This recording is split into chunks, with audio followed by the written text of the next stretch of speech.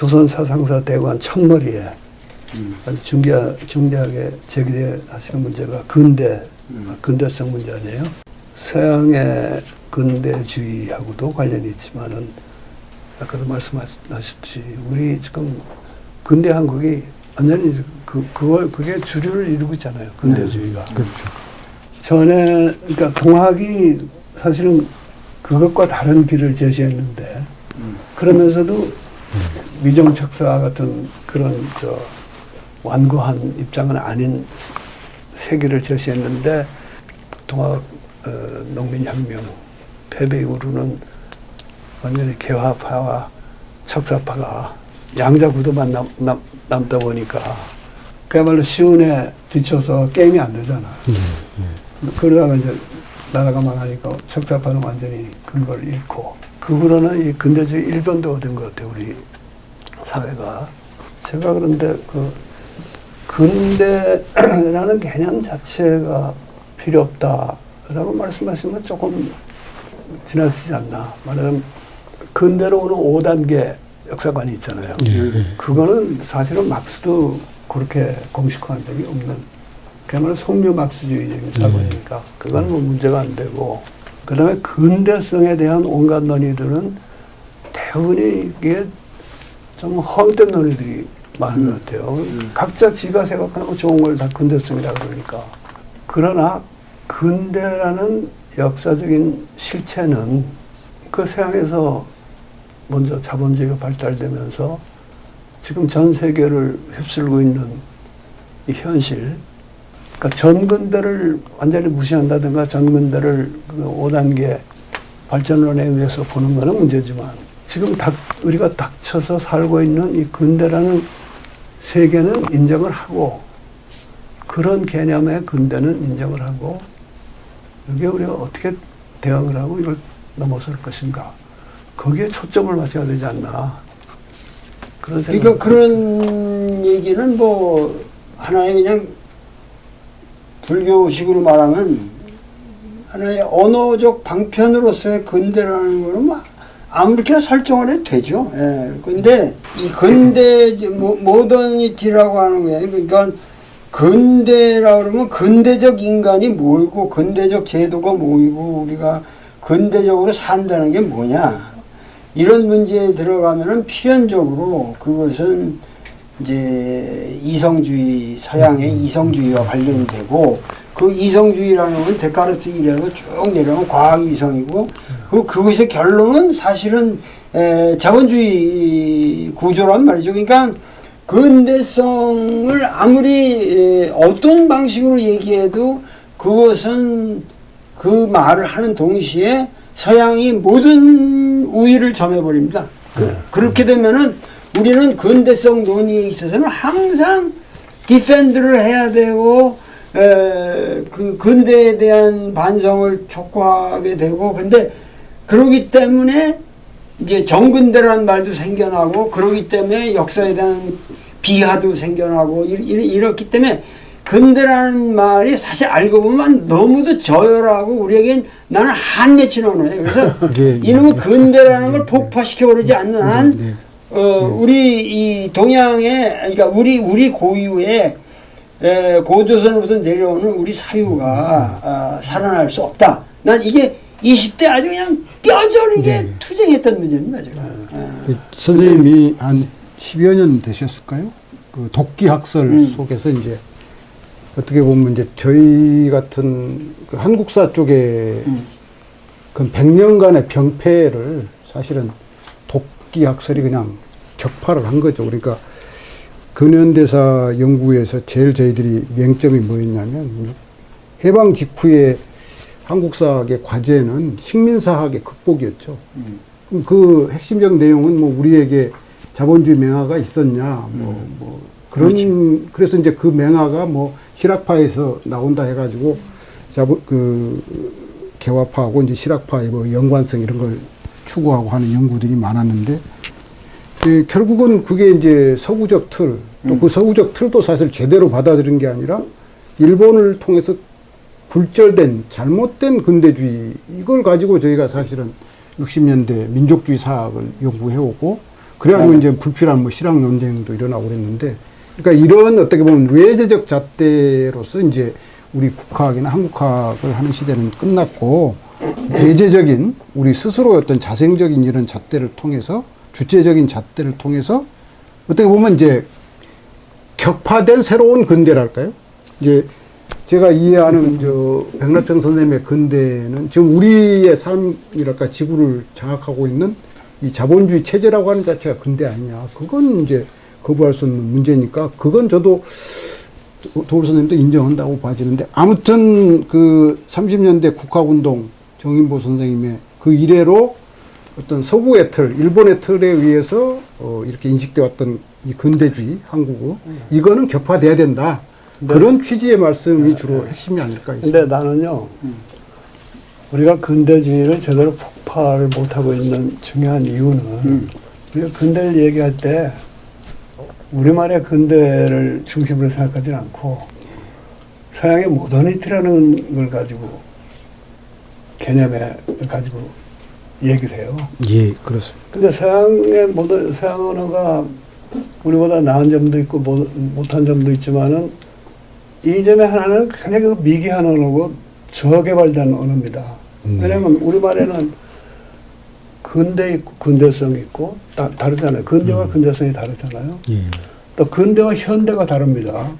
근데 서양에서는 모더니티라는 말 속에 근대, 현대, 근대성, 현대성 다 들어있어요. 예, 예. 그러니까 그 문제 가지고 얘기하다 보면 헷갈리게 마련이고요. 자본주의가 만든 이 세상을 우리가 근대라고 불리자, 근대 세계 체제라고 부르자. 이거를 어떻게 하느냐 하는 건 우리 그야말로 죽고 사는 문제인데. 예, 예, 예. 서양의 모더니티라는 걸로 어떤 때는 현대 얘기했다, 어떤 때는 근대 얘기했다, 어떤 때는 또 근대성, 얘기했다 그러면 핵심에 다가가지 못하고 겉돌다가 소모적인 논의만 네, 한단 말이에요. 그래가지고 뭐가 제일 근대다우냐, 우리가 본받아야 할 근대성은 뭐냐. 그러다 보면 이게 서양 따라가는 길밖에 안 남는단 말이죠. 그런데 서양이 안 따라간다는 건 좋지만 서양에서 발생한 자본주의가 지금 전 지구를 지배하고 있고 이게 거의 뭘 빼도 박도 못할 우리의 현실이다. 하는 데서 출발을 하지 않고 자꾸 멋있는 이야기만 예, 예. 해서는 안 되지 않겠냐. 그래서 나는 근대 이전이 뭐 봉건시대고 뭐 그전에는 노예제사하고 이런 그 역사적 단계로는 당연히 우리가 배격해야 되지만은 근대라는 건 지금 전 지구에 거의 전일적으로 지배하고 있는 그런 자본주의 체제고, 전 근대는 나라마다 다 다릅니다. 동아시아의 전근대 다르고 서구의 전근대 다르고 미국의 전근대가 있다면 그건 이제 원주민 사회인 거죠. 그러니까 그 전근대까지 획일화하는 이런 거는 당연히 우리가 거부해야 되지만은 이미 상당 부분 획일화되어 있는 이 근대라는 현실에서 출발해야 되지 않냐. 그 얘기예요.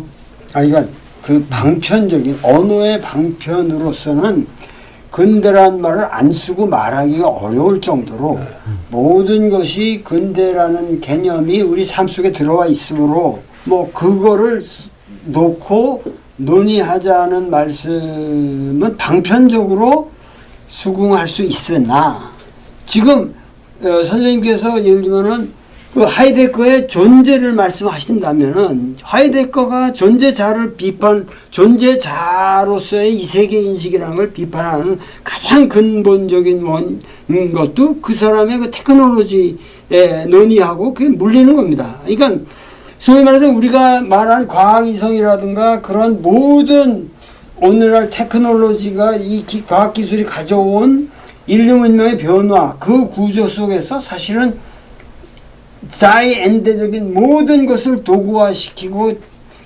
개별화시키고 실체화시켜서 논의하는 이게 아닌, 그러니까 존재는 사실은 근대라는 개념 자체가 사라지는 거예요. 이 존재라는 것은. 하이데거 책을 열심히 읽고 사유를 한다든가 동학 공부만 열심히 한다고 해서 이게 사라지지 않거든요. 자본주의라는 현실이.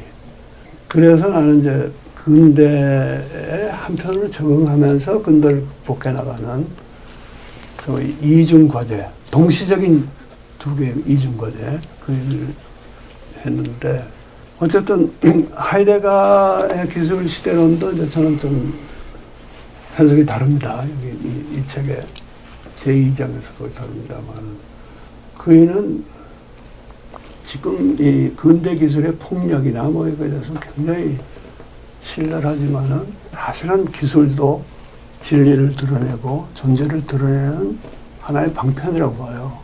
그런데 근대 기술의 특징은 바로 그 점을 망각하게 만드는 게 근대 기술의 위력이고 폭력인 겁니다. 그러니까 그 능력을 회복하는 게 중요한 거고, 그래서 근대 극복을 위해서 우리가 뭐 하이데가에서 배울 것도 있지만은 훨씬 더 일찍 그걸 어떻게 보면 더 선명하게 얘기해 놓은 노자한테서 배우고, 우리 전통 속에서는 수은한테서 배우고, 그리고 원불교에서도 말하는 우리의 개벽사상에서 배우고 이러면서 극복해 나가는데, 우선 이놈의 아무리 개판 세상이라도 여기서 살아남아가지고 그걸 극복하는 작업을 해야지. 아니요, 지금 그 말씀에 모든 사람이 동의하지 않을 수 없는 게, 우리는 사실 우리 역사야말로 모든 사람이 근대라는 것에 적응하면서 살고 있고 그것을 극복하는 노력, 그 이중적 과제를 수행하지 않는 사람 없어요. 그러니까 그게 문제가 아니라, 예를 들면은 BTS를 보더라도 BTS가 세계적으로 인기를 끌고 있는 것이 좋고 뭘 하지만은 그게 도대체 뭐냐, 그 현상이 뭐냐, 그게 근대냐 정근대냐 무슨 포스트냐 이렇게 생각할 적에 가장 명백한 거는 BTS의 활동이 조용필의 노래나 이런 것처럼 우리에게 전달되는 게 없습니다. BTS의 선생은 우리 내려오는 가요 전통이 아니라 마이클 잭슨이에요. 그러니까 그만큼 근대를 수용해서 나가서 서양의 근대 탑에 쓴 거예요, 그때들은. 그러니까 그런 문제를 가지고 얘기를 한다면은 우리는 성공적으로 이 근대를 수행하고 있고, 거기서도 지금 서양의 근대를 BTS가 이끌어 가잖아요. 근데 목표가 서양 근대의 탑에 서는 거라면은 좋은데, 그게 아니고 근대에 적응하면서 근대를 극복하는 게 목표라 그러면은 BTS의 작업도 이제 그 기준에서 우리가 평가를 해야죠. 그러니까 우리 전통을 보면은 개화파라는 건 이거는 근대 극복의 의지가 없이 근대를 따라가고 거죠. 잘하면 나중에 그 탑에 서겠다 하는 게 그거고, 척사파라는 거는 무조건 아니라 이 걔네 저 금수와 같은 이 서양 놈들의 이걸 따라갈 수 없다 그래가지고 했는데 결국 실패했단 말이죠. 근데 사실은 이것도 아니고 저것도 아니고 그야말로 좋은 의미의 중도를 개척한 것이 바로 우리 민족인데, 수은이 그렇고요, 소태산이 그렇고. 근데 실제로 도월 말씀대로 사람들이 다 적응하면서 극복하는 삶을 살고는 있지만은 그거를 분명히 그런 의식을 가지고 하는 사람 참 드물어요. 그렇기 때문에 우리가 수은을 다시 읽고, 또 이제 곧 원불교 얘기하겠습니다만은 원불교를 볼 때 그런 면을 좀 더 의식하고 나가야 되지 않겠냐.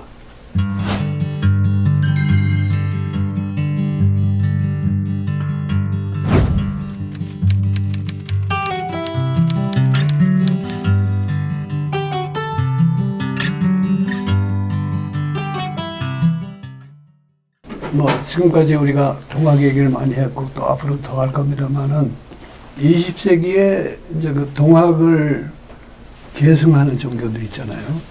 그러니까 천도교는 아주 직접적으로 그 정통을 이어받은 종교고, 원불교는 그런 직접적인 계승 관계는 아니지만은 그 소태산 대종사가 하신 말씀 같은 거, 사전경에 또 그 제자들이 한 얘기를 보면은 수은 선생의 뒤를 이었다는 의식이 분명히 있어요. 네.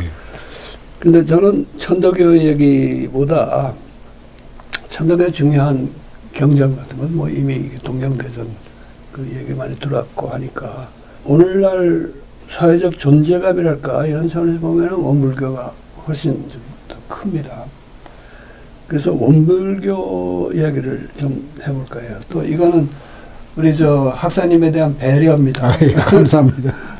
왜냐하면은 양반이 원광대학 총장에다가 원불교 교무인데 밖에 나가서 동학만 잔뜩 띄우고 들어왔다 그러면은 그 정치 생명이 좀 위태롭지 않겠어요. 예, 예. 그래서 이 원불교와 예. 그러니까 동학과 원불교의 상통점과 차이점 네, 네, 이걸 좀 간략하게 네. 요약을 해주시면 어떨까? 그 동학과 원불교의 차이는 창시하신 그 교조 수은 선생님과 이제 소태산 선생님을 좀 중심으로 좀 비교해 볼 필요가 있는데요. 수은 선생님은 가학, 퇴계학적 전통이 아주 탁월하시죠. 부친 근암공을 통해서 이제 그 퇴계학적 계보에 대해서는 도올 선생님께서 2004년에 이제 도올신득 동경대전에서 아주 명쾌하게, 그러니까 어떻게 보면 학문적 기반이 소태산에 비하면 상당히 탄탄하셨죠.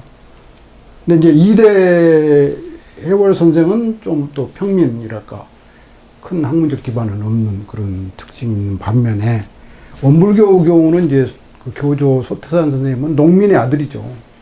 아버지가 뭐 빈농이시니까 깨달음을 이루기 전에 학문적인 기반은 서당 2, 3년 다닌 정도인데 그걸 이제 좀 보강한다 그럴까. 이대 정산 송규 종법사가 매우 흥미롭게도 또 퇴계학을 계승하죠. 그 스승이 이제 그 퇴계학통에 계시는 공산 송준필 선생님의 제자니까. 그게 이제 어떻게 보면 그 퇴계학이라고 하는 것이 동학으로도 이어지고 원불교로 이어진다는 것은 매우 흥미로운 건데 하여튼 그런 좀 그 교조의 학문적 기반 이런 것이 좀 차이가 나는 거고. 이제 동학은 사실은 동에서 서로 진출했다 보시면 되잖아요. 동해 경주에서 발상이 돼가지고 어떻게 보면 호남에서 이제 혁명으로 이렇게 그런 부분이 있다면 원불교는 좀 반대로 호남에서 해서 어떻게 보면 퍼져가는 그런 좀 지역적 기반의 차이도 있고 또 하나 이제 시대 상황을 놓고 보면 수은 선생의 경우는 아직 조선 왕조가 명맥은 유지하고 있던 시대를 사셨다면은 그래도 희망이 있는 시대였다면 소태사는 우리 민족사에서 가장 절망의 시대를 제 표현으로는 태극기가 마음대로 한번 휘달리는 날을 못 보시고 돌아가셨다 이렇게 이제 볼 수 있는 그런 뭐 이제 차이들이 좀 간단하게 설명을 드리면 있을 수가 있고 이제 공통점은 제가 쓰는 말로 개벽파죠. 동학에서 증산교, 대종교, 뭐 정역, 원불교 그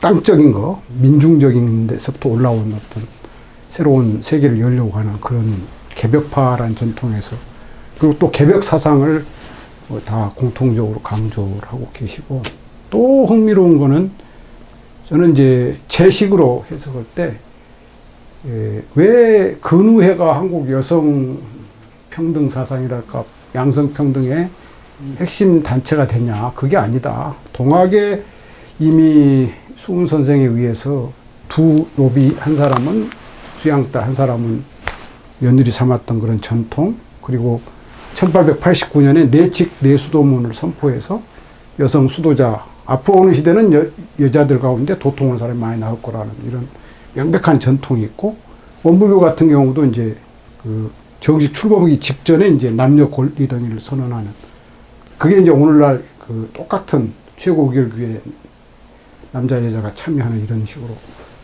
한국적 뭐 양성 평등 사상이라고 하는 것들이 이제 공통되게 일관되고 있다고 봐지고요. 그리고 이제 세 번째는 이제 제가 제일 좋아하는 측면인데요.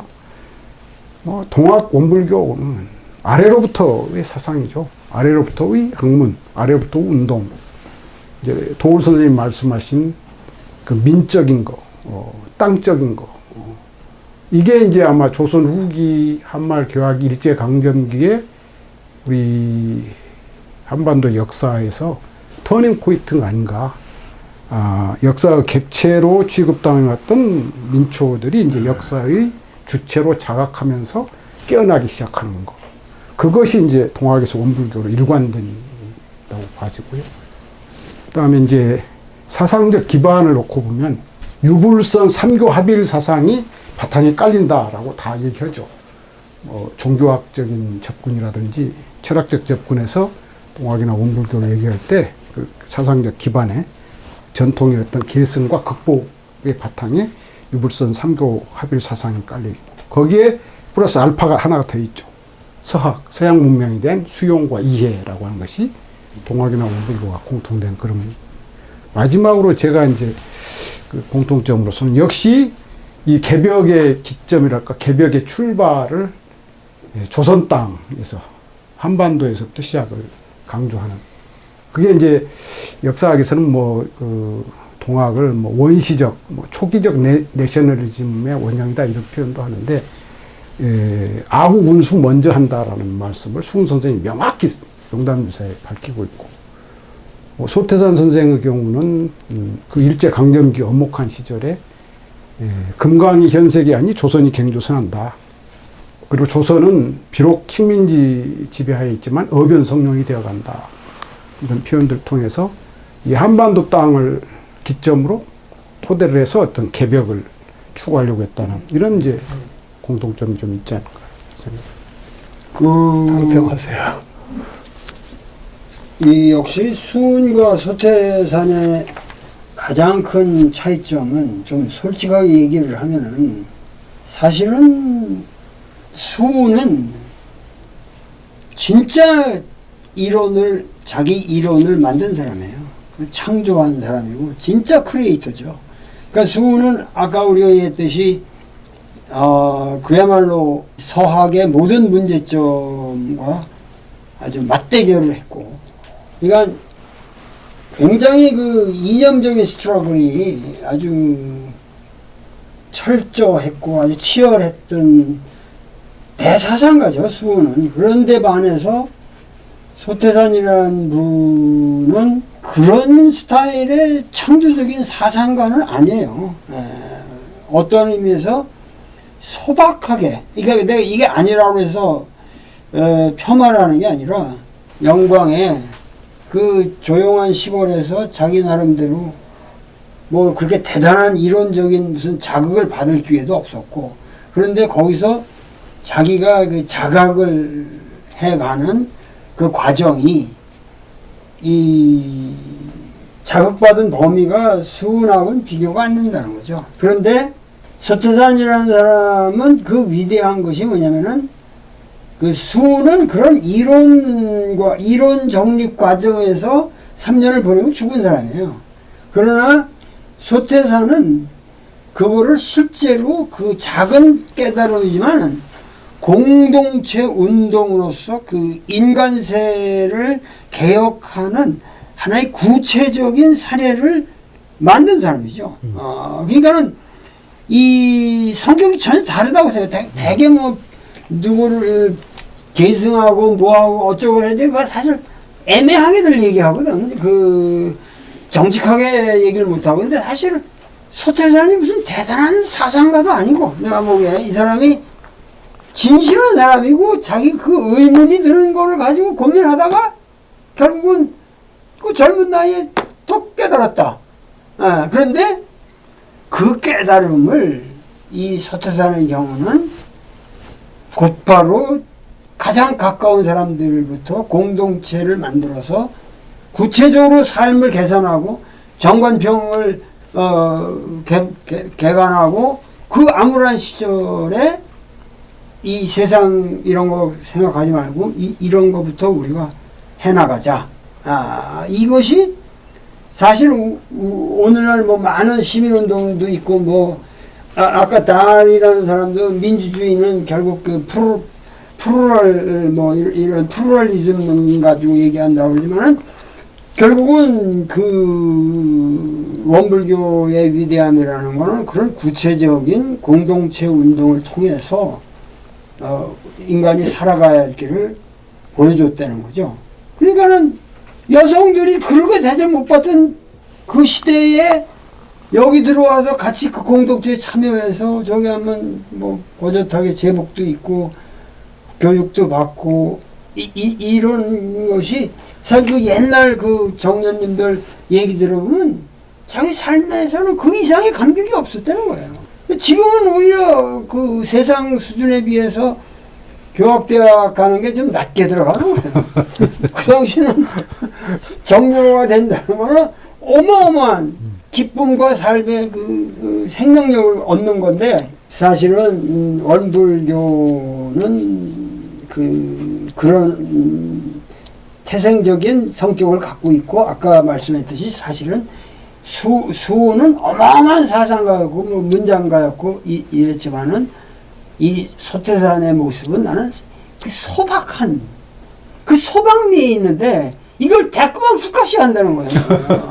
이 원불교의 이 스튜피드한 이 어리석은 것이 뭐냐면은 그 소박한 게 우리 민족의 가장 위대한 건데 그러니까는 거기다가 이 정산이 결코 소태산의 사상을 생각을 뭐 변화시키는 것이 아니라 거기다가 멋있는 지식의 옷을 입혀가지고 벌써 여기 정전이라고 원불교 전서의 정전이라는 부분을 소태산의 본인의 작품이라고 그러지만은 거기에 이미 정산과 같이 계속 작업을 한 결과이기 때문에 나는 별로 그렇게 감동이 없어요. 감동이 없어요. 반론권을 보장합니다. 이제 소태산은 1891년에 태어나서 1943년, 그러니까 53세인데 28년을 이제 공적 생애를 살죠. 1916년이 이제 그 공적 생애의 기점인데 전반부에 대해서는 도울 선생님의 견해에 100% 공감합니다. 그러니까 대각 이전에 어떤 사회적 경험이라든지 뭐 학문적 경험이라든지 과학의 기반이 뭐 거의 없었죠. 근데 매우 흥미로운 것은 대각 이후에 이 어떤 그 사상적인 섭렵이라든지 사회 활동이라든지 그 어떤 시국관이라든지 이제 거기에 법설 같은 것을 저희들이 분석을 해보면 그거는 수운이 못 따라온다. 저는 그렇게 보는 거예요. 아니 그건 뭐 대종경이라고 하는 법설로 이미 나와 있기 때문에 그래서 대각 이후의 삶을 좀 다시 볼 필요가 있다. 이제 그런 말씀을. 그분의 법설의 내용이나 이런 건 이제 또 우리가 조금 더 검토해 봐야죠. 그런데 나는 학생 말씀 중에 일부는 동의하고 일부는 동의 안 합니다. 대각 이전에도요. 그 경험이 그렇게 소박한 경험이 아니고 어떤 면에서 수은하고 굉장히 비슷해요. 수은이 주유 팔로라 그랬나요? 그 행상을 하면서 돌아다닌 그보다 기간은 좀 짧을지 몰라도 양반이 구도한다고 돌아다니거든요. 그 시기가 지금 잘 알려져 있지 않아요. 그러니까 아니 그거 했다는 건 알려져 있는데 기록이 없죠. 뭐 하고 다녔는지. 그러나 뭐 그때가 이제 식민지 직후고 또 가보 농민혁명이 실패하면서 무수히 사람이 죽고 그것도 전라도 땅. 그 땅을 중심으로 여러 해를 다녔으면은 그 오히려 수은이 장사하면서 밑바닥 삶을 파악하고 간 것하고 오히려 닮은 면이 있다고 봅니다. 그래서 대각전에 대해서도 저는 대각전에 조용하고 뭐 소박한 사람이었다고 이제 그걸 인정을 하셨는데 나는 그게 그렇지 않을 거다. 굉장히 양반이 그야말로 그 뭐 몇 년 사이지만은 볼 거 다 보고 겪을 거 다 겪고 또 그 김형수라는 작가가 쓴 소태산 평전을 보면은 나중에 이제 사타원이라는 보포를 받은 주막집 여인이죠. 그 집에 가서 살아요. 얹혀 살아요. 그러니까 이게 온갖 저걸 다 한 사람이라고 보고요. 그 다음에 이제 대각 이후에 참 그 법설이나 이런 게 얼마나 뛰어나냐 하는 건 우리가 검토할 문제인데, 동명대전에 와도 이제 그런 게 있잖아요. 수훈한테 배우겠다고 몰려온 제자들이 그 중에는 뭐 수훈 같은 학자는 없었을 거고 다 어떤 사람은 꽤 무식한 사람일 수도 있는데 이 사람들한테 이렇게 가르치니까 사람마다 글씨는 왕이지 같이 같은 명필을 쓰고 시를 한번 지었다 그러면은 정말 아주 뛰어난 시를 지었다. 이런 말씀이 나오는데 사람이 도를 깨치면요. 비록 학문이 짧은 사람이라도 확 달라지는 게 있다고 봐요. 달라지죠. 네. 그건 뭐 그래서 네. 이 소태산도 느닷없이 그냥 달라진 게 아니고 대학을 했으니까 한마디 들으면 그야말로 10마디가 알게 되고 그리고 쭉 그 섭렵을 하잖아요. 각 종교, 금강경도 동명대전도 그때 공부를 많이 했죠. 네. 쭉 섭렵을 하면서 그리고 이제 그런 얘기를 했죠. 주막집에 앉아 있는데 뭐 선배들이 뭐 장문을 하는데 자기가 그냥 저절로 다 알아듣겠더라. 그런 얘기가 나왔어. 그래서 그야말로 해탈한 사람들을 좀 다르게 봐야 되지 않나.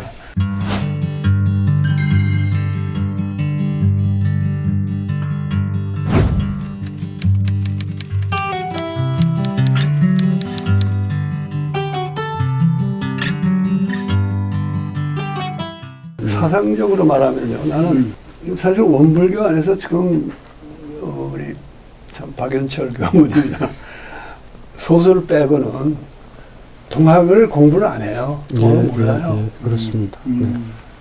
근데 이 책에 보면은 불조여경이라고 있습니다. 그러니까 원불교에서 자기들 경전에 버금가는 걸로 보는 불경이나 조사들의 글을 모아놓은 그 편이 있는데 나는 동경대전도 여기 들어가야 된다고 봐요.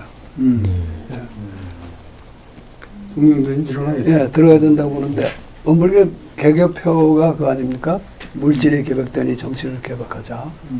나는 이게 수은의 다시개벽 그걸로 직접 이어진다고 봅니다. 물론 소태사는 자기가 대각하고 나서 내가 깨달은 과정이나 이런 걸 보니까 석가모니 부처님 하신 그 길을 자기가 따라간 것 같다. 그 깨달음의 내용도 그렇고 그래서 장차 회상을 만들면은 불법을 주체 삼아서 만들겠다 그랬지만은 그렇게 하게 된 근데 개교표는 그 불교적인 표가 아니거든요. 다시개벽 사상을 그대로 받았고 정전도 그 첫 마디가 개교의 동기라고 할 때 현하 이렇게 시작하잖아요. 현하라는 말이 첫 마디가 그게 이제 불교하고 다른 거예요. 수은이 그 시절의 시국을 바라보면서 공부를 하고 드디어 깨쳤듯이 이도 시국에 대한 반응으로 개교를 하는 겁니다. 제가 그 말씀하시기 전에 계속해서 그 원불교 사람들한테 그 개교표를 비판해 왔는데 뭐라 그러냐면은 그 물질과 정신의 이원론이 전제되면 원불교 이론상 원리에 위배된다. 왜냐면은 물질이 개벽되었으니 정신도 개벽하자는 거는 물질 세상이 이렇게 변해가는데 막 기차도 들어오고 뭐 또 들어오고 막 자동차도 들어오고 공장이 돌아가고 이런 변화에 우리가 발맞추어 정신도 개벽하자. 근데 이렇게 되면은 뭐냐면은 결국은 이 물질 개벽을 선으로 놔놓고 정신이 따라가자라는 얘기가 되기 때문에 사실은 물질 개벽이 안 됐다 이게 나는 이게 뭐냐면 20세기에 들어오면서 우리가 진짜 개벽해야 할 건 물질이지 물질과 분리된 정신은 아니다 이거예요. 그러니까 무슨 얘기냐면은 그것은 개화기 컴플렉스의 일종이다. 지금 내가 개화기 때 사람들이 다 물질적 변화에 대해서 우리도 빨리 정신적인 이 개벽을 일으켜서 서양을 이겨야 되지 않냐. 이런 식의 논의가 되면은 원불교는 그렇게 해서 그러니까 물질 개벽은 다 딴 데다가 과학이나 뭐 사회에다 주워버리고 자기들은 앉아서 마음 공부만 한다. 이래서 원불교가 처진 역사에 뒤져가는 종교가 됐다. 네, 그러니까 현재 원불교 교단의 문제점에 많은 부분을 정확하게 지적해 저도 주신 것 공감합니다. 같은데 그 표 자체는 저는 달리 해석하거든요.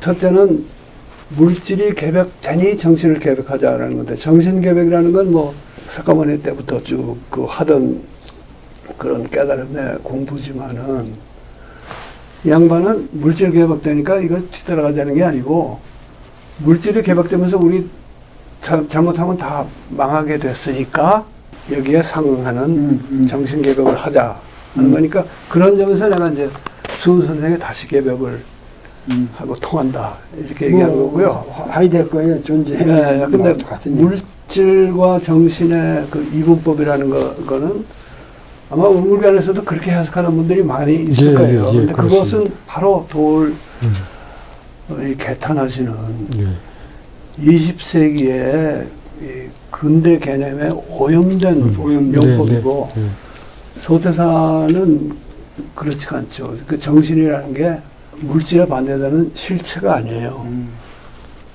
정신을 뭐 정의한 것이 정전에 정신수양 중국설인데 정신이란 마음이 뚜렷하고 고요하여 분별성과 주착성이 없는 경지 이렇게 말해서요. 그러니까 어떤 경지예요 이거는. 그리고 이것은 서양에서는 없는 개념입니다. 그런 경지라는 거는. 뭐 같지? 이 정신? 정신에 그런 대한 의미의 정신은 관점. 서양에 없는 개념이에요. 그거를 얘기했는데 사람들이 정말 물질 문명, 뭐 정신 문명 해가지고 하는데 그렇게 따지면은 지금 이 서양의 자본주의 사회라든가 과학 문명이 엄청난 정신적인 작업을 수반하는 문명이지. 그게 무슨 뭐 잘 먹고 잘 살고 편하게만 살기 위한 그거 아니잖아요. 다시개벽이란 말을 이제 후천개벽으로 이 책에도 그렇게 썼습니다만은 후천개벽으로 바꾸는 데 대해서 도올 선생님이 뭐 여러 번 질타를 하시던데 나는 도올이 그 선천후천을 도식화하는 거를 비판하는 그것이 중요한 것이지. 그렇지. 후천개벽이라고 하든 다시개벽이라고 하든 그 문제는 안 될 것 같고 사실 수훈의 개벽사상에 그 선천후천 개념이 들어있지 않아요. 개벽 5만 년에 뭐 내가 아무 궁이 없었다. 근데 이제 너를 만났으니 그게 이제 그 전에 문명이 전부 아무것도 아니다라는 뜻은 아니지만은 큰 지금 시점에서 볼 때 상제님이 보시기에 지금 내가 제대로 이루는 게 없고 너를 만나서 처음으로 비로소 하겠다. 그러니까 이미 거기서 선천후천에 갈리는 겁니다.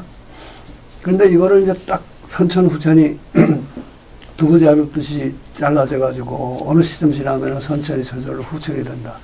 이렇게 생각하는 거는 당연히 배격해야 되는데 수훈이 그렇게 생각하지 않은 건 물론이고 해월 선생 법설에 보면은 선천 후천 얘기가 나오고 심지어는 선천개벽 후천개벽 얘기까지도 나와요. 선생님 말씀은 들어보면 선생님처럼 매사에 깊게 생각하고 상당히 긍정적으로 그 깊은 의미를 말씀하시니까 문제가 없어요. 선생님의 이해 방식은 내가 보기에. 그러나 이게 선천후천도 가장 중요한 게 뭐냐면 이 사람은 수는 이 고래로부터 상고로부터 오늘날 자기 시대까지 내려온 문명의 축적이라는 걸 굉장히 존중합니다. 여기서 공자가 나왔고 뭐가 나왔고 다 이렇게 해서 오늘날 그래도 도덕군자들이 이만큼 우리 사회가 됐는데 그러니까 여기에는 선천후천이라는 대비가 들어갈 수가 없어요. 그런데 내가 산 이 시대에 지금 문제는 긴박한 시대 진단 거기에 뭐라고 그러냐면 각자 위심하고 불고천명하고 이 뭐 천심이 이반되고 이러한 사람들이 미주에 지금 이러한 상태에 있다. 이 진단 하에서 다시 개벽해야 한다. 그러니까 그 다시 개벽이라는 말이 어디까지나 현재 사회의 분석에 있습니다. 그리고 그것은 맞아요. 보국 안민이라고 하는 그 태제를 전제로 해서 하는 말씀이거든요. 근데 그 뒤로 소위 말해서 김일부라든가 이런 사람들이 그걸 정역의 상수학적 원리에 의해서 선천 후천 이런 말을 끄집어 들였고, 그거를 갖다가 강정상이라는 분이 1900년대에 그야말로 이 절실한 우리 사회 변화를 위해서 선천 후천이라는 개념을 써야만 우리의 그 천지공사의 당위성, 지금 예, 이 선천개벽 시대의 천지공사가 잘못되니까 지금 이 근본을 바꿔야 한다. 천지공사를 정당화하기 위해서는 과거의 시대가 잘못되었다고 하는 것을 강조하기 위해서 선천 후천이란 말 끄집어 든 것을, 원불교는 원래 그런 종교가 아닌데, 그런 아포칼립틱한 종교가 아닌데, 그거를 그냥 용어상으로 끌어들인 겁니다. 그래가지고 나중에 이제 음세계 양세계라는 말은 여기서 원불교 내에서 만들었고, 그렇게 되면은 선천개벽에서는 전체가 음세계가 되면 전체가 껌껌한 밤세계가 되고, 이제 광명이 되려면 이 후천개벽세가 돼야 되니까 그런 도식화가 가져오는 그렇게 되면은 요한계시록을 외치면서 그냥 말세를 외치는 놈들하고 똑같아진다 이런 얘기야. 뭐 그 말씀에 동감인데 수은 선생도 이제까지 그 5만 년의 온갖 성현들이 나오고 그런 거는 인정하시지만, 내가 나와가지고 다시 개벽해가지고 벌어지는 이 세상에 비하면은 비교도 안 된다. 그런 뭐 생각이 조금 있었던 거 아니에요. 그리고 해월은 이제 그런 얘기까지도 하더군요. 선천개벽은 물질개벽이고 후천개벽은 인심개벽이다, 이렇게 말을 해요. 그러니까 거기서 말하는 물질개벽이라는 것은 이 물질 세상에 열린 원래 천지개벽, 그리고 지금 다시 하는 이 후천개벽은 사람의 마음이 바뀌는. 그런데 오물교 개교표에 나오는 물질개벽 개념은 그거하고 달라요. 원래 그 옛날에 천지개벽하는 그 물질의 개벽이 아니고 지금 벌어지고 있는 세상에 물질 세계가 완전히 달라지고 있다. 그게 나는 그 원동력은 자본주의라고 보는데, 그래서 어떤 의미에서는 소태산이 그 시골 구석에서 깨닫고 했지만은 전 세계의 시운을 읽었다고 봐요. 그래가지고 지금은 이게 자본주의 세상이고 물질이 개벽되는 세상이니까 거기에 상응하는 정신개벽 또는 해월의 문자라고는 인심개벽을 이루지 못하면은 우리 다 망한다. 그런 뜻이기 때문에 나는 사실 저거를 개교표는 불교보다도 동학적에서 이어받은 면이라고 봐요. 그런데 이제 차이점은 사실은 나는 두 가지 큰 차이점이 있다고 보는데, 하나는 불교를 주체 삼았잖아요. 그리고 불교를 주체 삼으면은 거기에 따라오는 여러 가지 그게 있습니다. 윤회설도 있고 뭐 하는데, 그게 과연 학설의 진전이냐 아니냐, 그런 건 이제 점검해 봐야죠. 수는 유불선을 결합한다고 그러지만 사실은 깊은 뿌리는 유교에 있고, 스님들의 도움을 많이 받았죠. 그렇긴 하지만 불법이 그 사상에서 중요한 요소는 아니었던 것 같아요. 아니죠. 아니었죠. 근데 이제 소태사는 유불선을 통합하면서도 불법을 가운데 주체로 세우겠다 그랬으니까, 거기에 따르는 여러 가지 논리적, 철학적 또는 실천적인 문제들이 있는데, 또 하나는 도리 저기를 이야기하면서 이런 얘기가 나옵니다. 수은을 두고 종교를 창시한 사람으로서 종교를 거부한 이 지구 역사에서 유일한 신인가이다, 이런 말씀하시고, 또 종교 아닌 종교를 개척했다는 점을 굉장히 강조하는데 원불교는 또 어떤 의미에서는 기존의 종교하고는 완전히 다른 종교. 그 관점에서 보면 종교 아닌 종교를 만든다 그러면서 수은학 한 가지 하는 거는 교단 조직을 만들었단 말이에요. 교단 조직을 만들고 물론 수은도 조직을 만들긴 했죠. 그러나 그건 일종의 사회운동 조직 아니겠습니까? 그런데 소태사는 교단 조직을 만들고 출가 제도를 만들었거든요. 출가. 그런데 이 출가 제도라는 게 그 교단이 지속성과 효율성을 가지려면은 굉장히 유용한 제도이긴 한데 이게 만들어 놓으면은 종교 아닌 종교에서 다른 종교 비슷한 종교로 갈 위험이 커지는데 나는 그걸 지금 원불교 교단이 해결을 못하고 있다고 봐요. 소태산의 그 가르침에서 많이 후퇴를 해가지고 교무님 계시지만은 교무들이 일종의 특권 계급. 더 심하게 말하면 내용도 없는 특권 계급. 거의 카스트제로 네. 됐는데 소태산뿐 아니라 정산정사의 삼동윤리라는 것도 네. 사실 그 원리거든요. 그 모든 종교가 근원에서 같다는 정도가 아니라 모든 종교뿐 아니라 비종교 활동가들도 한일터 한일꾼이다.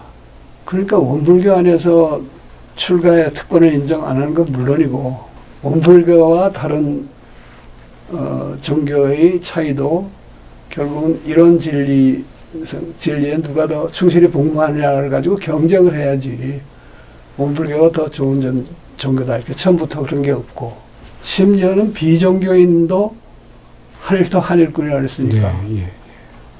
이게 교무들 입장에서 보면 이게 죽을 지경이죠.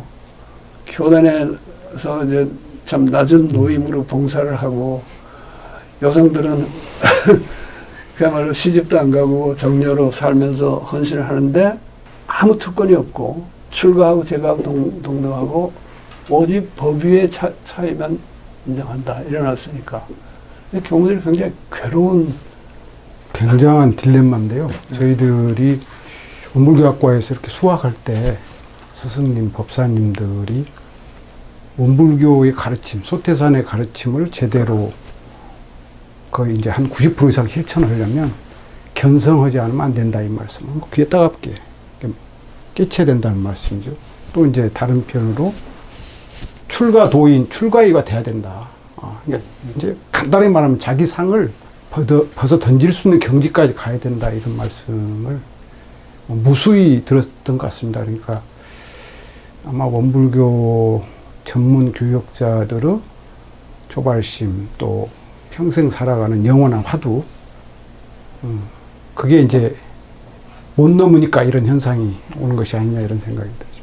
아까 종교를 창시한 사람으로서 종교를 거부한 이 지구 역사에서 유일한 신인간 뭐 이런 얘기를 하고 지금 원불교 얘기도 지금 여기서 얘기를 했는데 중요한 거는 이제 저의 경우는 원불교를 잘 몰랐어요. 근데 이제 동학을 먼저 접했죠. 그래서 동학에 매료된 후에 애인을 쉽게 바꿀 수가 없듯이 동학에 워낙 애착을 느낀 사람으로서 내가 나중에 원불교를 알았을 때 그 원불교를 순수하게 이해하는데 방해가 됐을지도 몰라요.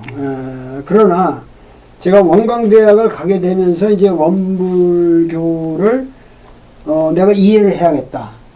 그래서 원불교에 관한 책들을 많이 읽었죠. 그러고서 또 거기서 나한테 그 강의 요청이 있으니까 내가 대규모 강의를 계속 했거든요. 교학대학에서도 제가 쭉 가르쳤고 낮에 가서 한의대 학생 노릇하고 밤에 가서는 이제 교학대학 가서 가르치고 그랬단 말이에요. 그 원불교에서 핵심에서 가르치는데 내가 원불교 모르고 가르칠 수가 있습니까? 그러니까는 그때도 이제 총장님들 다 앉아있고 그럴 때 제일 처음에 본관에서 한 강의가 이제 원불교는 결국은 상식의 종교다 하는 말을 내가 개념을 했거든요. 근데 지금 인류에게는 이런 종교가 없다. 그리고 뭐 원불교를 공부하기 전에 뭐 이 경전을 꼭 읽기 전에 사람들하고 얘기하면 다 상식적인 얘기만 하고, 그리고 비상식적인 거를 나한테 강요하는 게 아무것도 없고. 사실 원광대학 들어가는 데는 사실 원불교에 엄청난 내가 은혜를 입은 사람인데, 그렇게 들어가고 싶어 하던 그 한의대를 내가 들어가려고 하는데 7개 한의대 다 돌아다녔어요. 근데 다 당신 같은 애가 어떻게 오냐, 그 웃기는 소리 말하고 다 저기인데, 원불교는 당신 같은 사람이 오면 우리가 웰컴이다. 시험도 다 봤지만 하여튼 그 원불교에 그렇게 해가지고 원광대학에 갔는데도 진짜 뭐 일체 저한테 요구한 게 없었어요. 요구한 게 없었고, 그야말로 자발적으로 내가 원불교를 이해하게 만들었고, 원불교에서 내가 굉장히 비판적인 얘기도 많이 하지만은 대체적으로 그 인간 됨됨이가 상당히 훌륭해요. 원불교 사람들이라는 게 대체적으로.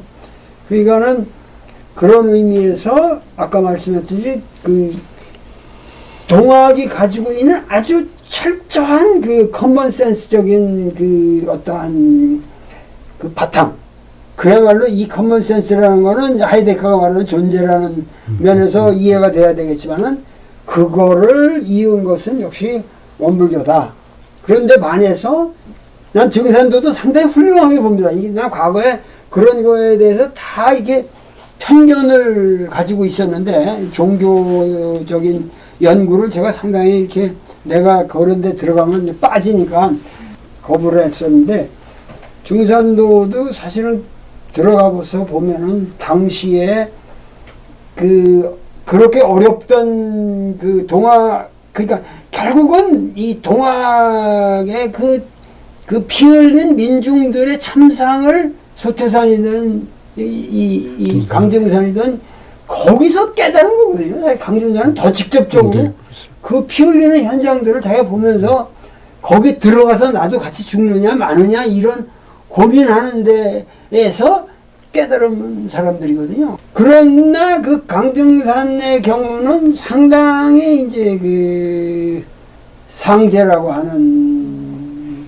그 존재와의 만남, 안경전 그 종도사님을 내가 여러 번 만났는데도 아주 인격적으로나 뭐 전혀 문제 없어요. 근데 자꾸만 상제 얘기를 하니까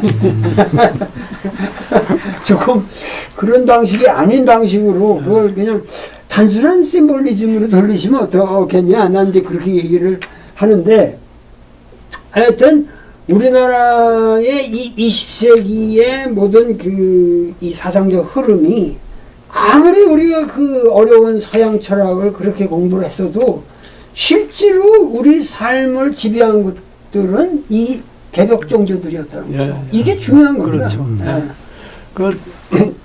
뭐 교무님도 잘 아시지만은 대정경 변이품에서 이제 수은, 증산, 또 소태산, 이 사람이 개벽의 순서 말씀. 매번 얘기하는데, 한쪽에서는 제자들이 그렇게 얘기를 하고, 다른 제자들은 증산에 대해서는 그 양반에 대해서 말이 많습니다 하는 식으로 하는데, 그게 증산의 특징은 전혀 조직을 안 만들었잖아요. 그러다 보니까 그 양반이 참 승천을 하셨는지, 가시고 나니까 그냥 제자들이 4분 5를 돼가지고 막 싸우고 이런 폐단이 있었고, 그런데 이제 소태사는 뭐라 그러냐면은 그 사람이라야 그 사람을 안다. 그래서 이제 장차 사람들이 더 깨이고 또 우리 원불교가 더 드러날수록 증산을 더 높이 평가하게 될 것이다. 이렇게 얘기를 해요. 그러니까 이 개벽의 물꼬를 튼 분은 저기고 수은이고, 동학 전쟁을 거치면서 참 참상 피 흘리고 했을 때 기운을 좀 돌려놓은 분이 증산이고, 그러면서 그야말로 새로 개벽해야 된다는 걸 그 생각을 다시 심어준 분이고, 소태산이 자기가 그걸 계승하고 더 완성된 경제에 이끌었다는 자부심을 갖고 계신 거지, 그분은. 그럴 수밖에 없잖아요. 시대 상황. 그 물질 개벽에 대한 이해도 소태산 시대에 와가지고 더 정확하고 정치해질 예, 수밖에 그러니까 그 없고. 물질 개벽이라는 것을 내식으로 이해하면은 소태산 때 와가지고 그 인식이 더 깊어지는 건 당연해요. 예. 근데 나는 원불교 학자들도 그렇고 원불교 교무님들 일반에 대해서 갖고 있는 불만은 이들은 물질 개벽에 대한 연마를 안 해요. 예, 예.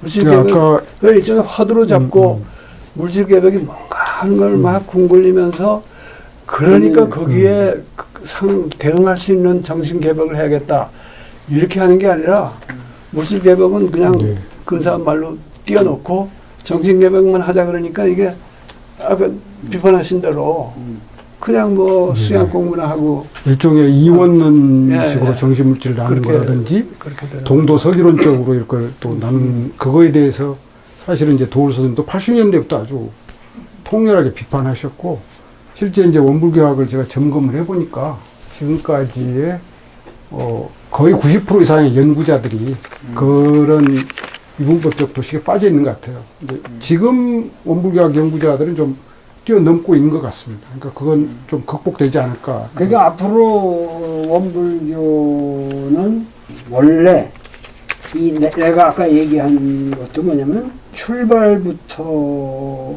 실천운동에 있었다는 거죠. 예.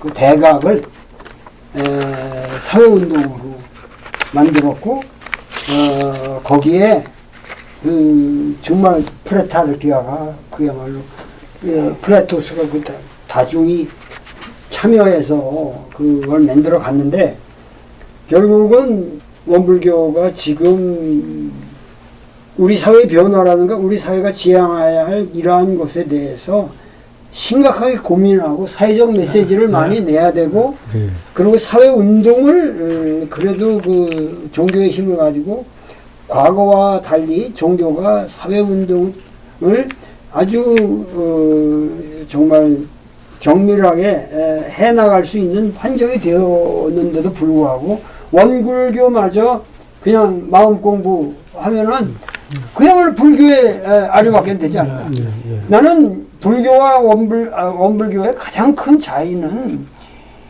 사실 원불교는 불교가 아니에요. 이거는 뭐냐면은 증산에서도 해원을 되려면 보은 이게 없으면 해원이 안 되는 거거든요. 그러니까 원불교도 사실은 이 사은사상이라는 게 원불교의 핵심이에요. 그렇죠. 근데 이 불교라는 건 사실 사은을 초월하는 거예요. 어떻게 본다면은. 그러니까는, 이 불교하고 성격이 다르죠. 아주 우리 한국적이고 동양적이고 사실 천지은이라는 게 천지라는 게 부모하고 다른 게 없어요.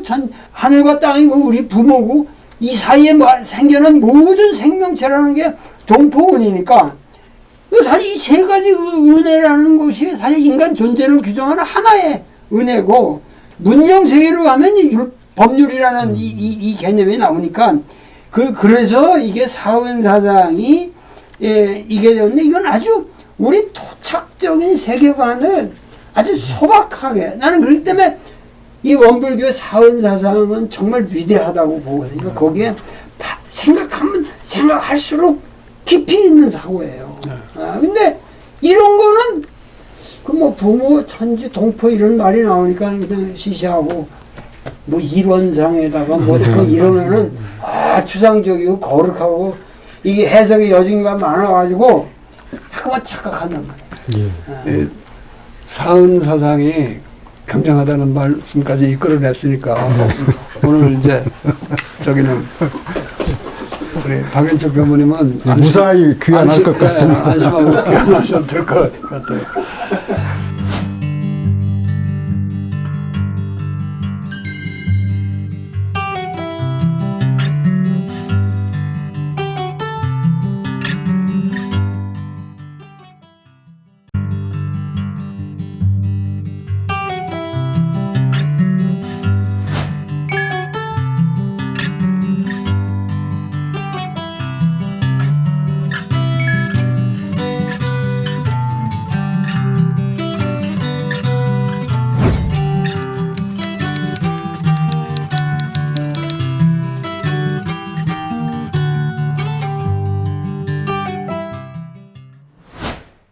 책이 워낙 여러 가지 얘기를 해놓으셨기 때문에 할 얘기가 이렇게 많아졌는데, 이제 보통 동학사상 3.1운동의 배경에 동학이 있다.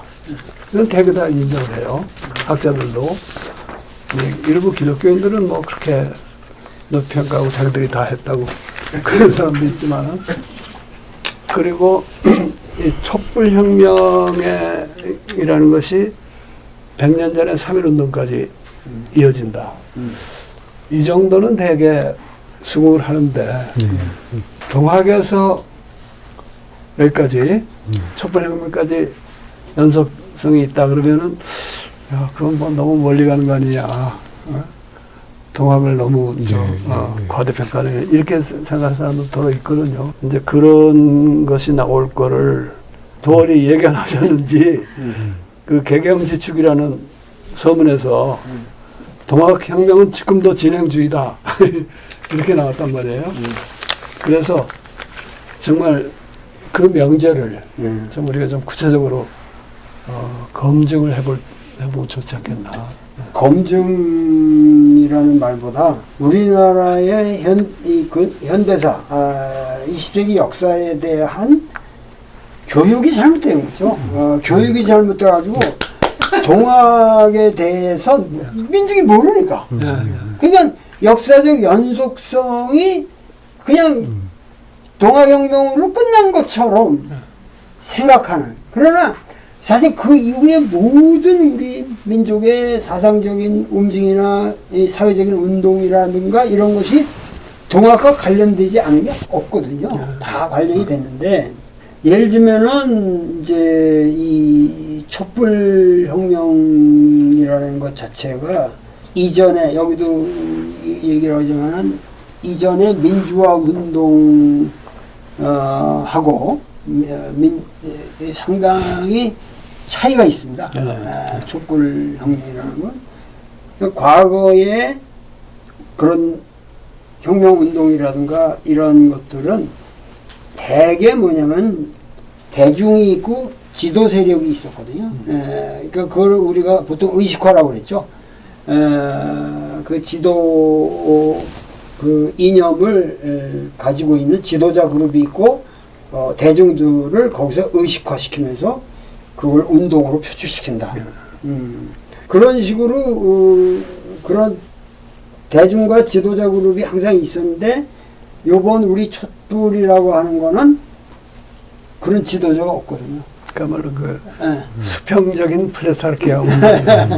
그렇기 때문에 우리 이 촛불혁명을 여기 저 반야혁명과 비교할 수 있지 않냐라는 말씀까지 하시지만 난 그건 같다고 보거든요. 뭐냐면은 그런 어떤 이념적인 이 조직 운동으로서 일어난 혁명이 아니라는 거예요. 촛불혁명은 우리 민족의 순수한 하나의 반론데, 그 촛불혁명이 일어날 수 있는 정신적 바탕이라는 것은 이미 우리가 이 동학혁명 때 그 유사한 사례를 경험을 한 겁니다. 거기서 그 30만 명이나 되는 사람들이 무슨 지도자 그룹이 있어서 반드시 따라갔던 것도 아니고, 최순실 같은 그런 탁월한 캐릭터가 있어서 역사에 그런 역할을 해줬기 때문에 있지만, 우리 이 동학이라는 것도 그야말로 그 시대의 모든 여건이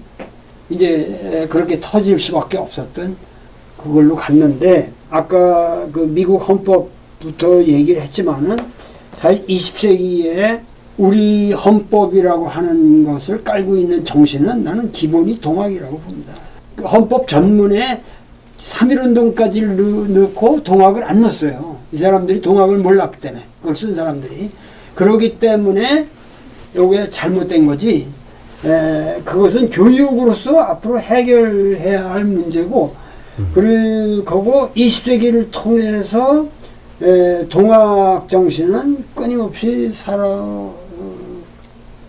활동을 해왔다고 저는 봅니다. 아까 저 역사교육, 현대사, 근현대사 교육이 잘못됐다. 그건 뭐 폭풍 공감이고요. 이게 실제 동학 농민혁명을 한 30년 연구를 하면서 우리 남한 전체, 뭐 일본까지 가서 사료를 발굴을 해보면 최근에 이제 중요한 학설이 하나 바뀐 게 있습니다. 일본군 후비보병 19대대라는 병력이 한 800명이 들어와가지고 이제 조선의 농민군을 다 짓밟거든요. 우금치에서 이제 전면전을 하죠. 그런데 본대가 우금치에 못 와버립니다. 그 뒤에서 게릴라전을 하는 동학 농민군들 때문에. 그러니까 이거는 이제 아주 과감한 해석은 실패한 전쟁으로 이제는 볼선 안 된다. 그리고 그 대대장은 승진해야 되는데 좌천이 돼가지고 그 고향까지 가서 제가 묘도 찾아내고 해보니까 자기는 공을 세웠는데 승진도 안 되고 좌천돼서 제대하니까 죽을 때까지 그 트러블 메이커 미나미 고시를 하고. 그러니까 우리가 알았던 동학 농민혁명의 어떤 실상하고 실제 일어난 하고 지금 이 교육이 좀 잘못됐다는 건데, 저는 동학혁명에서 촛불까지 이어지는 어떤 일관성 있는 그 바탕이 두 가지가 있다고 봅니다. 하나는 비폭력 평화 정신입니다. 우리 동학군은 칼에 피를 묻히지 않고 이기는 것을 으뜸공으로 삼고 어쩔 수 없이 싸우더라도 사람 목숨은 해치지 않으며 행진하면서 지나갈 때는 민폐를 절대 끼치지 말고 효자 충신 연료 존경하는 학자가 사는 동네 10년은 주둔하지 않는다. 병든 자는 치료해주고 항복한 자는 받아들이고 굶주린 자는 먹여주고 도망가는 자는 쫓지 않는다. 이거는 그 당시에 특파원들도 농민군의 규율을 칭찬해요. 가장 동학 농민군을 비판했던 매천 황현조차 오하기분에서 동학 농민군의 법은 인간적이다 이렇게 평을 하고 있습니다. 굉장히 그게 이제 3.1운동의 공약 3장이었던 비폭력. 그리고 뭐 2002년부터 그 미선 효순 그때부터 촛불 집회가 이제 지난 2016년까지 이어지면 가장 세계 사람들이 놀란 게 비폭력 평화잖아요. 저는 그 뿌리가 동학 농민군의 어떤 그런 그 12개조 기율 이런 속에서부터 뿌리가 된다고 보고 철저히 지금 말씀하신 대로 민이 주체가 돼서 일어나는 거죠. 동학혁명도 그렇고 3.1운동도 그렇고 3.1운동의 가장 뭐랄까 마지막까지 어떤 그 독립을 외쳤던 사람들은 노동자, 농민, 학생들입니다. 33인이 아니고. 그러니까 평범한 대중들이었다고 보죠. 촛불 집회도 마찬가지고. 그러니까 민의 주체라고 하는 점, 이제 비폭력 평화로 일관되고 있다고 하는 그런 점에서 동학의 어떤 정신이나 그 기전은 촛불혁명까지 이렇게. 그러나 이제 명확히 다른 것이 있는 것 같습니다. 동학농민혁명은 왕조 체제를 부정하지는 않죠. 그걸 이제 보완하려고 하지만, 그러나 어디까지나 100% 실패로 끝나고, 3.1운동은 이제 국내외 여러 군데에서 한 6개, 7개 임시정부가 하나로 합일돼가지고 상해 임정을 탄생시키죠. 좌우가 하나가 돼가지고. 이건 저는 절반의 성공이라고 보는 그런 차이가 있고, 이번에 이제 2016년은 뭐 완전히 우리가, 성공하는 그런 거니까 그런 이제 어떤 본질적 차이는 있지만, 바탕에 또 흐르는 정신은 촛불혁명의 어떤 성공 요인은 동학혁명에서부터 찾아야 되는 것이 아닌가라는 생각을 하고 있습니다. 근데 나는 촛불혁명이 지금도 진행 중이기 때문에 완전한 성공을 얘기하기는 이르다고 보거든요. 네. 그런데 그 동학 농민전쟁 이전에 이제 동학이 있었고, 있었습니다. 순과 해열에 동학이 있었고, 거기서부터 이렇게 연속성이 있다는 건 저도 절대 동감입니다. 그런데 우리 역사를 보면은 그런 그 동학 정신을 실현할 수 있는 여건이 촛불혁명 와서 드디어 마련됐다고 봐요. 그 전에 뭐 4.19, 그래도 물론 그 정세는 면면이 이어지지만은 그때까지는 조직 없이 이렇게 또 대대적인 운동을 하기도 어려웠고, 정권 뒤엎는 성공으로 말하자면 뭐 4.19 같은 거 완전히 성공한 거죠, 일단은. 네. 근데 그게 이제 지속되지 못했고, 6월 항쟁이 그 후에 처음으로 성공했고, 지속성을 지닌 항쟁인데, 거기도 뭐 이렇게, 전체적인 어떤 기호를 가진 조직은 없었죠. 그러나, 운동권으로 조직이 있고, 또 김대중, 김영삼 두 분의 조직이 있고, 그런 조직을 갖고 움직였기 때문에 요즘 이제 소위 586에 욕먹는 이유가 그때 자기들이 조직을 주도하고 지도했던 그 꿈에서 못 깨나고 있는 거예요, 여전히. 지금 세상이 바뀌었는데. 그런데 동학하고 다시 가까워지는 전면이 나는 그 이슈도 그렇다고 봐요. 첫째, 이제까지 민주 항쟁에서는 남녀 평등 문제가 그렇게 중요하지 않았어요. 그런데 이번에는 굉장히 양성 평등 문제, 성평등 문제가 아주 중요한 이슈로 부각이 됐고, 또 그 여파로 2016년, 17년에 항쟁의 여파로 미투 운동도 벌어지고, 그러니까 그 큰 변화가 일어나고 있는데, 그 시원이 사실은 동학이거든요. 그 이제 이 기독교인들은 자꾸 그걸 기독교가 와서 뭐 여성 교육도 시키고 뭐 또 해가지고 남녀 평등 사상을 가져갔다 그러는데, 성경이나 교리 보면은 평등 종교 아니에요. 남녀 평등 개념이 없는 종교들이에요. 그런데 동학은 그 뚜렷했고, 그것이 상해의 그 임시정부 헌장에 아주 명시되잖아요. 이제 그런 것도 하나 있고, 또 과거의 우리 민주화 운동하고 다른 게 생태계 문제가 그 후에 기후 위기 하는데, 이 해법이 사실은 우리가 동학이나 원불교에서 찾아야 되는데, 아직도 그 운동한다는 사람들이 서양의 생태 이론, 뭐 생태주의 여기에 빠져 있으니까 이렇게 원만한 사상이 안 나오고 있다고 봐요, 아직 그쪽에서. 그리고 또 하나가 그 촛불 항쟁 당시에 뭐 큰 이슈로 떠오르지는 않았지만은 남북 문제에 큰 전기를 마련한 거 아닙니까? 지금 물론 남북관계 교착 상태로 돼 있다 그러지만은 2018년에 이루어진 그 엄청난 변화는 아직 그대로 남아 있거든요. 그리고 앞으로 이게 더 진전이 되면은 그야말로 우리 조선이 어변성룡을 하게 돼 있는데, 87년 6월 항쟁만 해도 그 운동권에서는 그때 자주 통일을 굉장히 강조했지만은, 사실은 어디까지나 그 분단 체제라는 틀 안에서 남한만 변화를 일으켰지 크게 이 분단 체제를 바꿔놓지를 못했어요. 물론 이제 그때 그 통일운동과 자주화운동의 기운을 타고 노태우가 북방정책도 하고 기본합의서도 만들고, 또 김대중 대통령이나 노무현 대통령의 그런 돌파가 있긴 했지만은 그 분단 체제라는 틀을 못 깼거든요. 근데 지금은 이제 아직은 우리가 못 깨고 있지만은 그걸 깰 수 있는 기회를 촛불 항쟁이 만들어줬다고 봅니다. 그러니까 그런 항쟁이 반야혁명인 동시에 동학혁명이라는 그 표현은 참 적절한 것 같아요.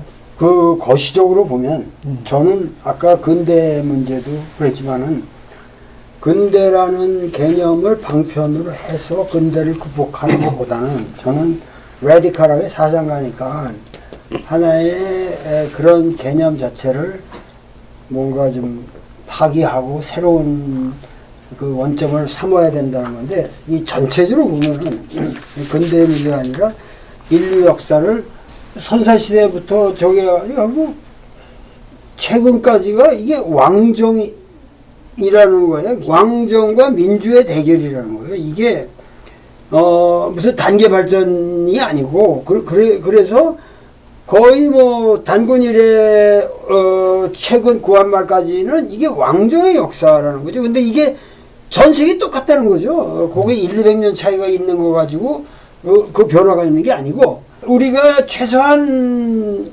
수는 5만 년이라고 그랬지만 사실 그 맞는 말이 뭐냐면은 우리가 왕정의 한 5,000년 역사와 우리 한 100년도 안 되는 요거 가지고 싸우는 거거든요.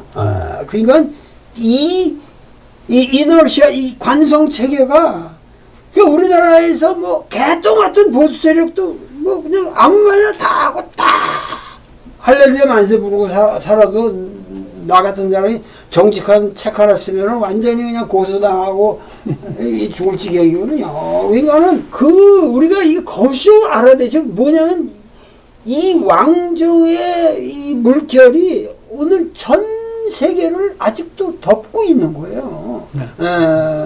그러니까는 결국은 불란서의 뭐 혁명도 뭐 루이 16세 뭐가 따른다고 해서 해결된 게 아니잖아요. 그들이 쭉 내려오는데 오늘까지 문제가 심각하잖아요. 그 사회의 나름대로.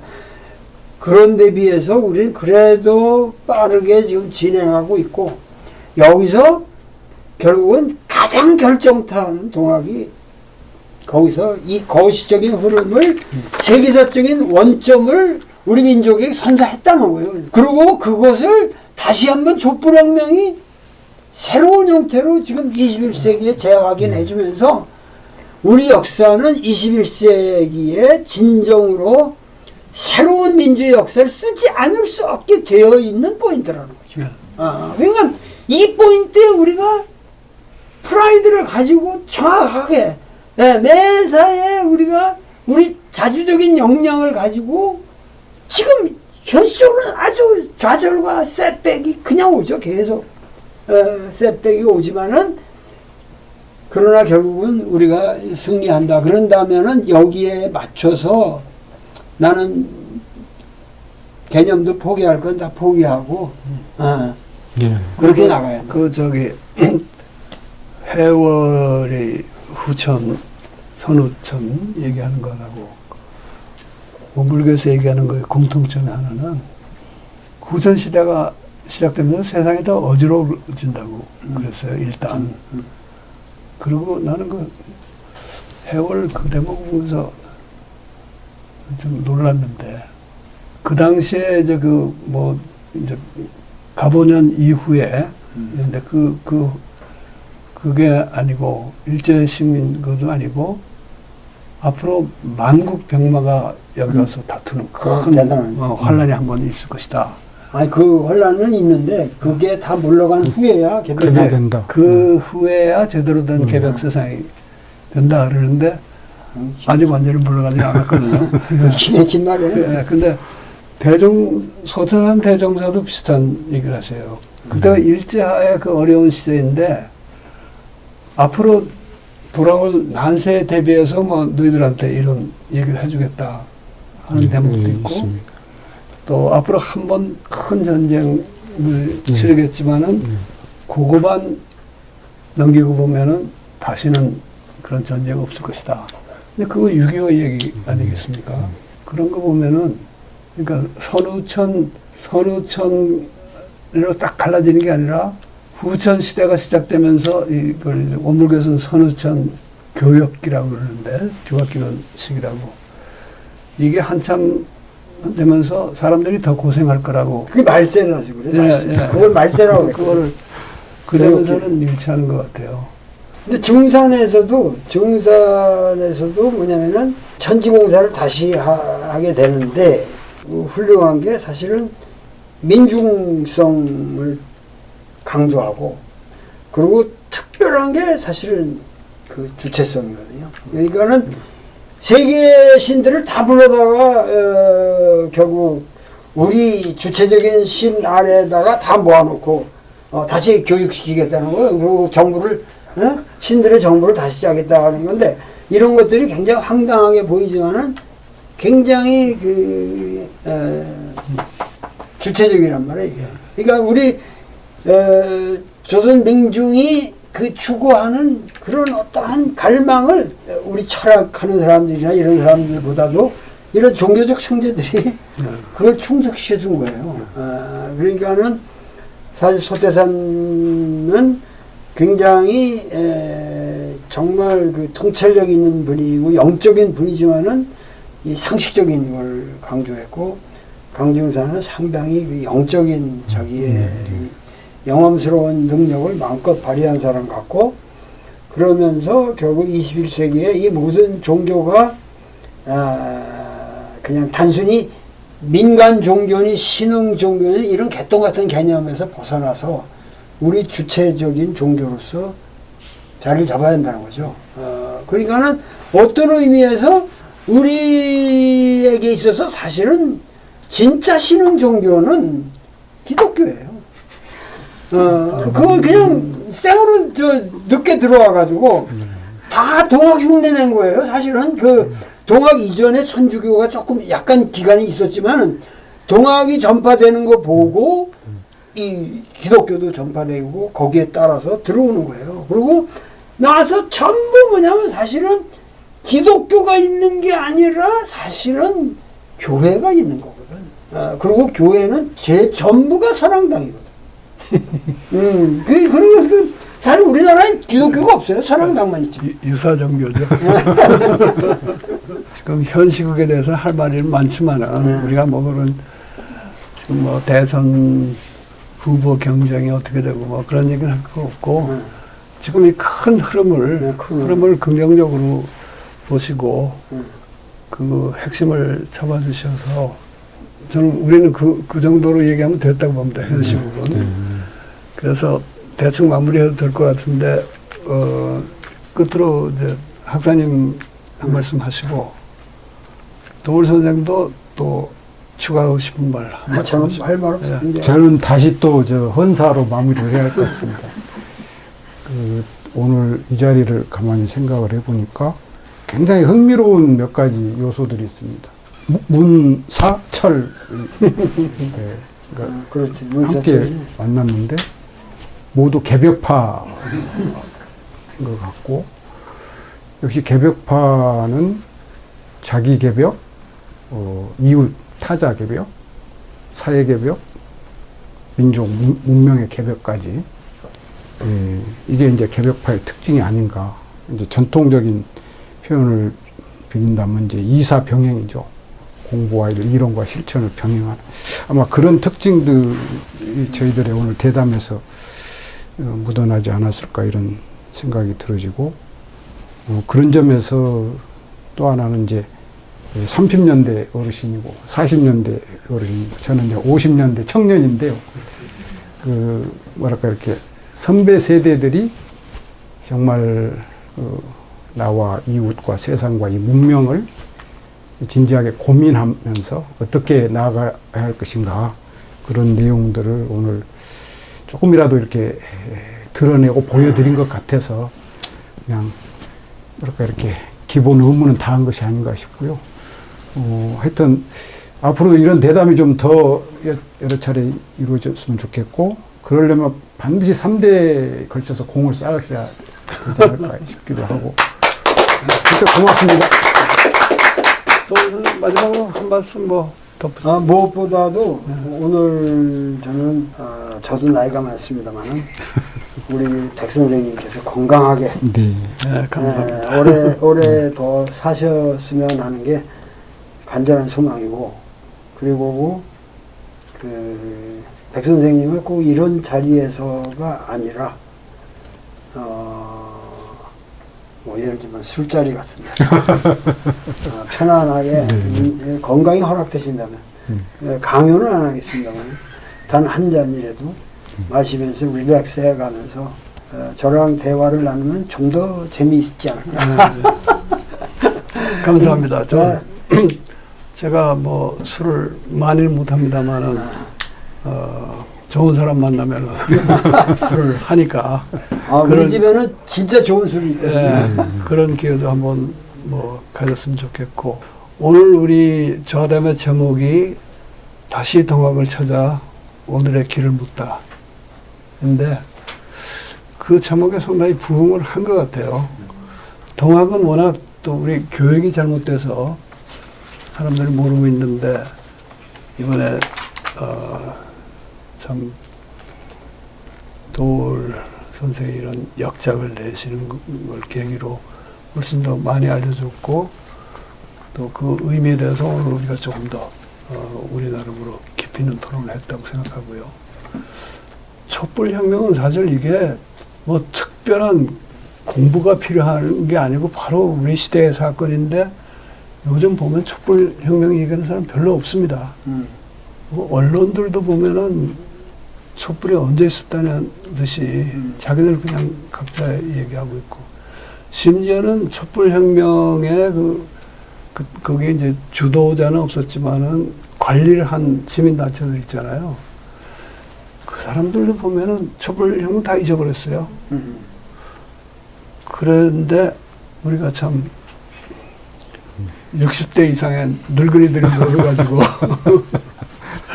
그걸 한번 되새기고 예.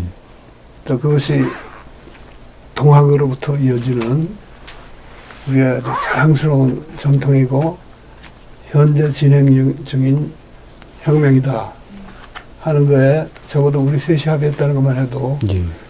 큰 의미가 있고 오늘의 수확이 아닌가 생각합니다. 네, 감사합니다.